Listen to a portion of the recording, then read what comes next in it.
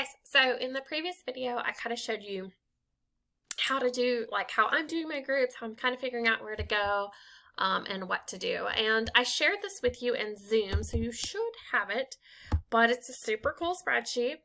What I like about it is you could go to the very first column, you just add your kids' names here, and their names transfer to every other tab in this thing.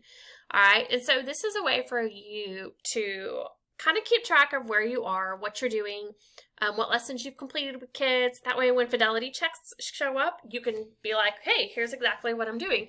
And it'll just kind of make sure if you're like me and all over the place. I like to have something that helps me really stay with what's doing. So once I deliver a lesson to a student, I can actually come over. So let's say I'm doing my comprehension skill builder 11, right? With 2 students who were at that level on Monday. Once I complete that lesson, they're doing informational text and summary. I'm going to come in and beside their names here, I'm just going to be like, lesson 11, and I'm probably just going to put the date.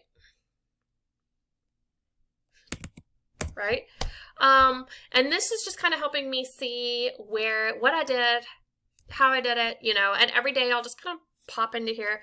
But I do like that it has these little tabs at the bottom. So if you're super, like I said, OCD and like to kind of have it all there, you can very much see exactly what you're doing and who you're doing it with. So again, this is in the Zoom chat for ELA if you need it.